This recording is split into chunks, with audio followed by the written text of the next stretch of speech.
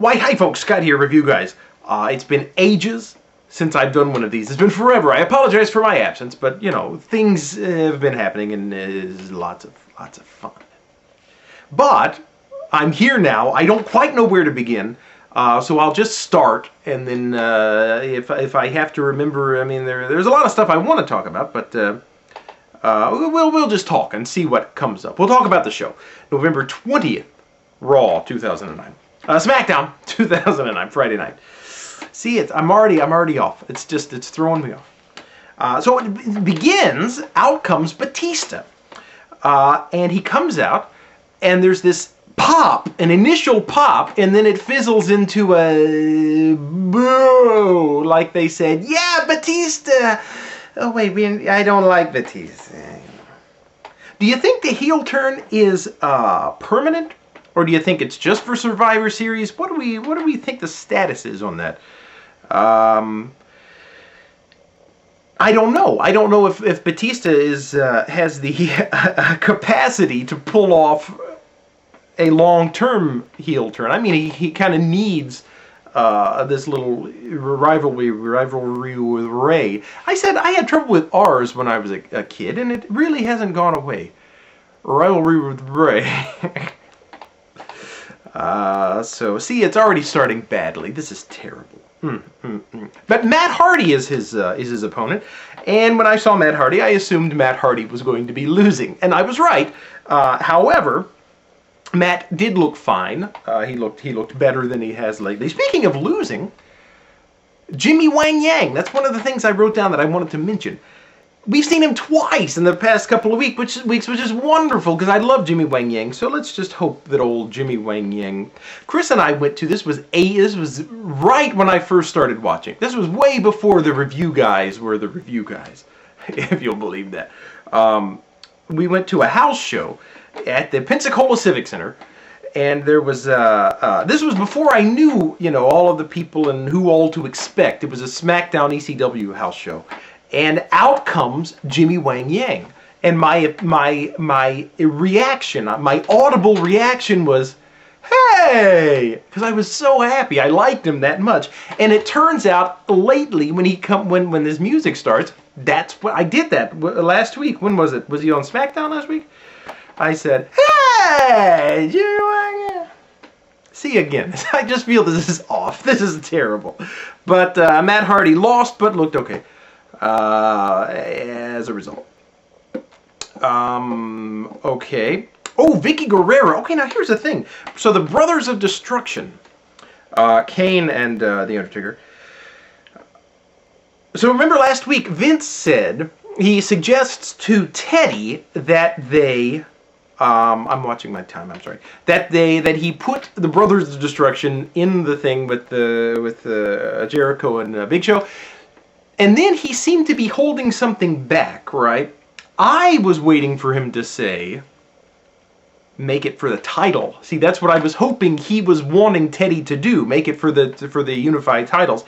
Didn't happen that way because, but this week, McMahon seems to have forgotten that he created that match, and he names Vicky now the consultant to SmackDown, which is just horrible. What do you think about this Escobar? Alonzo, what's his first name? Eric Escobar? Escobar. Yeah, I don't, he's one of the, well, never mind. Yeah, I don't see it there. Now, you pick someone like Drew McIntyre, who was in the next match. They've really done the right thing in building up the Drew McIntyre heat and the image and all of that stuff. But Escobar has nothing but, Vicky, and really, that's not nice. But McIntyre versus Finlay. So Finlay, you know, had a point to prove because he loves to fight. Finlay does. Oh, Drew McIntyre, by the way, have you noticed in the last few weeks? It's been more than a few weeks. It's been quite a few weeks. When he comes out, his voice is very hoarse. I can't do a Scottish accent, but his voice is very hoarse. And at the first I thought he had a cold, and I thought it worked. I thought it really helped for him to have this really scratch, because his voice is a little bit higher than a typical bad guy. So the scratchiness helped, but lately the scratchiness has stayed. So I'm guessing he just screams, or maybe he damaged his voice. I knew a guy that had a very scratchy voice. He apparently in his younger days worked at a dog track, and spending all those years talking over the noise of the dogs, he damaged his vocal cords. So maybe Drew McIntyre works at a dog track on his off days. See, it's just off. It's just not working. Anyway, so McIntyre finally he pokes him in the eye. Doink. Does anybody feel, are the Three Stooges, have they lost their cultural significance? I feel they have. Again, where is my mind? And my time is running out. So anyway, Finlay is dominating through the match, gets his eyes poked, gets the old 1, 2, 3. Now, CM Punk comes out for an intervention. He has his cigarettes. He's going to save us all. So he has a bucket and he throws the cigarettes away. Pain pills. Now that's something else. Now lately CM Punk, on his anti-drug kick, he's pinpointing prescription drugs. So are we supposed to think that illegal drugs are fine if you're straight edge, just as long as the doctor is not enough? And then he had the whiskey. Now the whiskey seemed to get a larger pop than anybody on the whole show. Even whoever else got a big pop. But anyway, then out comes R-Truth. He seems pretty angry that CM Punk wasted all the good whiskey and pills and stuff. It's not nice. I shouldn't have. So he dumps it on Punk. Punk is upset. Okay, now here's the point that we need to talk about. John Morrison and Dolph Ziggler. I was on the edge of my seat. I thought it was a wonderful match. The last 2 weeks. Last week I was excited and nervous as well.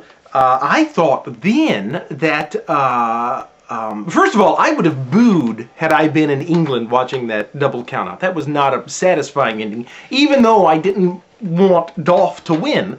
But anyway, so I'm coming into it this week thinking Morrison's probably going to win so that he can have his title and The Miz can have their title since they're captaining their things. But I keep saying to myself, it's time. It's Dolph's time to win, to get the old strap, as it were. My head knows it's time for Dolph to win, but my heart is not ready for John to drop it to Dolph. But I think I would have been happy with either ending, but it turned out to be a very exciting match. That forward flip that Morrison did off the top rope was amazing. So first fall Morrison, second fall Ziggler.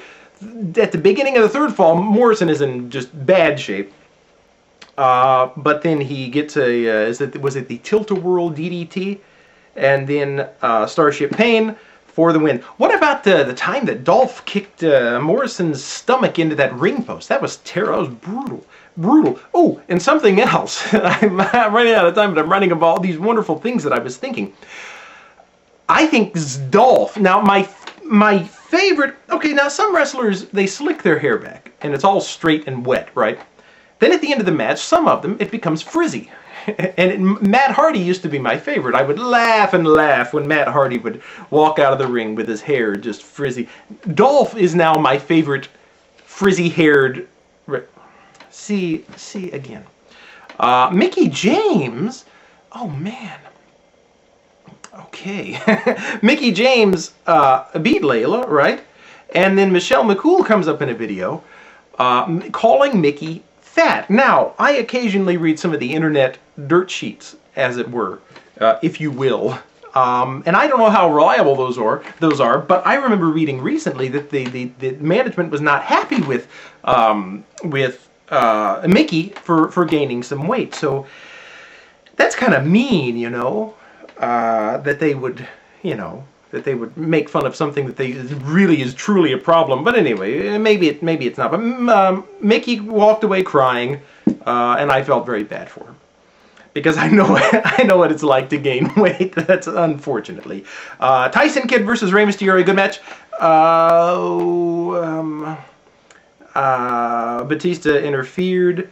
because he was sitting ringside. Of course, he was on commentary, but didn't want to speak, which I would have penalized him if I were in charge. Now, where is David Hart Smith? I do have to say that for weeks and weeks, it seemed like the main event was some combination of Crime Time and Hart Dynasty, and I just didn't care at all. I think I'm not a big fan of DH David Hart Smith, so I hope everything. I hope he's okay for his sake, but for my sake, it was nice to see Tyson alone working as a single. It was nice.